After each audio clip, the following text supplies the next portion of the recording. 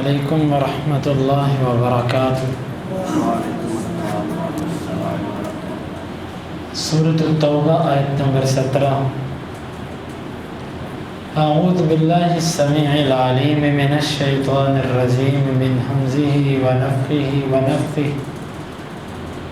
ما کان نہیں ہے للمشرکین مشرکوں کے لیے ان کہ یعمروا وہ آباد کریں مساجدہ مسجدوں کو اللہ کی شاہدین اس حال میں کہ وہ گواہی دے رہے ہوں علی پر انفسہم اپنے نفسوں کے بالکفر کفر کے ساتھ اولئک یہی لوگ حبطت ضائع ہو گئے اعمالہم ان کے اعمال وفی اور میں النار آگ ہم وہ خالدون ہمیشہ رہیں گے۔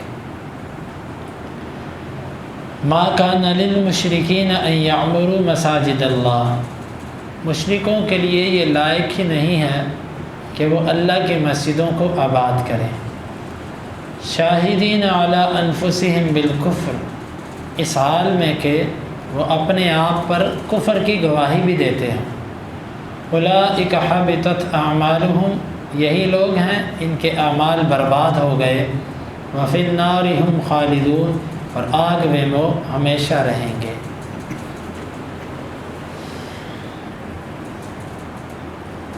اللہ تعالیٰ کی مسجد اس کو آباد کرنے کا حق کس کو ہے؟ پہلی شرط اس کی یہ ہے کہ عقیدہ توحید ہو۔ جس بندے کے اندر شرک ہے اس کے لیے یہ لائق ہی نہیں کہ یہ اللہ کے گھر کی آباد کاری کرے۔ اللہ کے گھر کی آباد کاری دو طرح سے ہوتی ہے، ایک ہوتی ہے مسجد کے انتظام و انصرام سے، اس کی تعمیر پر پیسے لگانے سے، اور دوسرا ہوتا ہے کہ مسجد کے اندر آ کر عبادت کرنے سے۔ اللہ تعالیٰ نے دونوں طریقوں سے مشرکوں کو روک دیا۔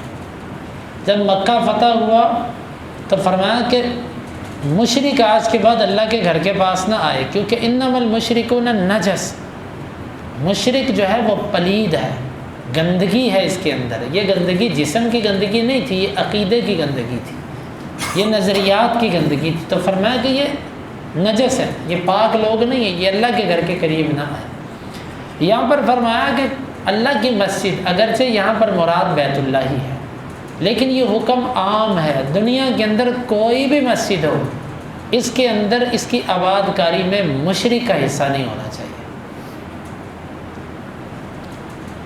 اور یہاں سے یہ بھی ہمیں سمجھنا چاہیے کہ مساجد کے اندر فنڈ لیتے وقت ہم اس چیز کا خاص خیال کریں کہ ہمیں جو فنڈ دے رہا ہے مساجد کے اندر، جو خرچ کر رہا ہے، اس بندے کا کاروبار کیا ہے اور اس کا عقیدہ کیا ہے۔ کیونکہ دیکھنے میں یہ چیز آئی ہے کہ بہت سارے لوگ کہ جن کے کاروبار ٹھیک نہیں ہوتے وہ مسجدوں میں بھی بہت دیتے ہیں، وہ جتنا مرضی خرچ کریں، ان کے خرچ کرنے سے ان کو کچھ فائدہ نہیں۔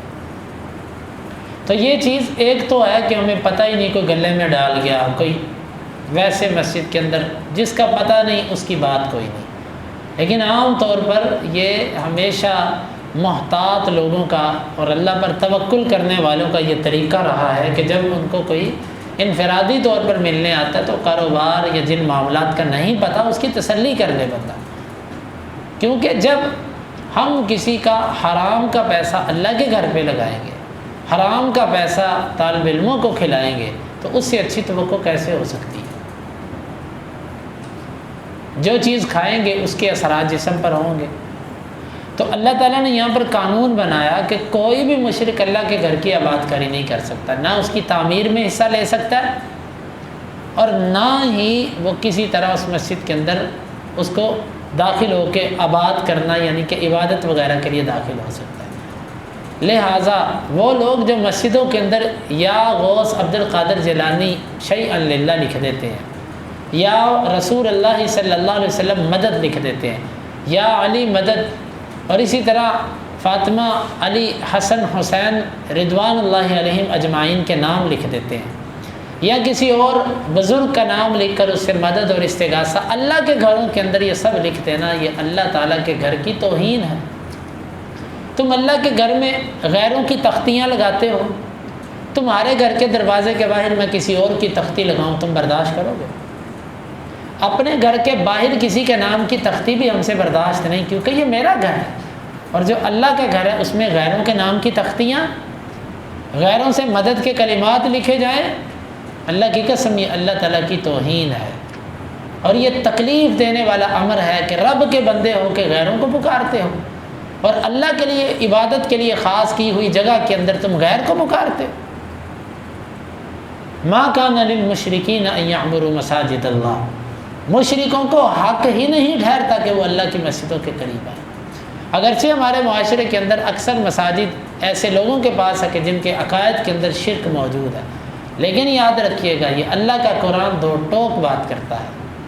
کسی کے بنانے سے، کسی کے آباد کرنے سے مسجدیں اس وقت تک رب کے ہاں مسجد نہیں کہلاتی جب تک اس مسجد کے بنانے کے اندر اور مسجد کی آباد کاری کے اندر مرکزی چیز توحید یہ داخل نہ ہو۔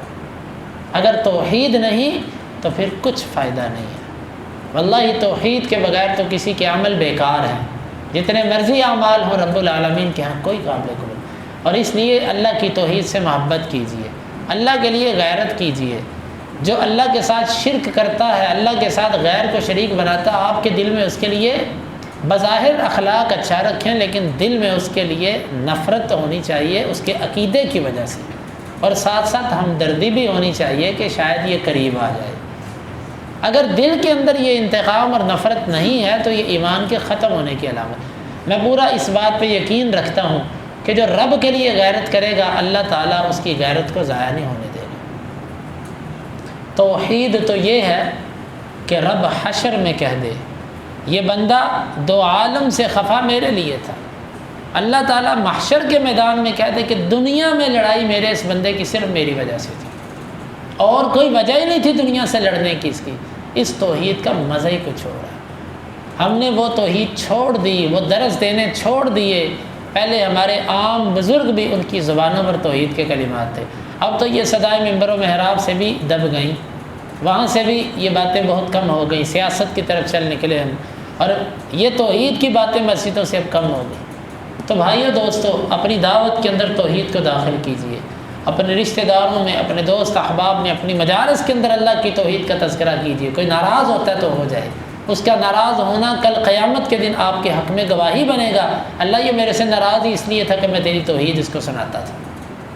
کیا زبردست گواہی ہے۔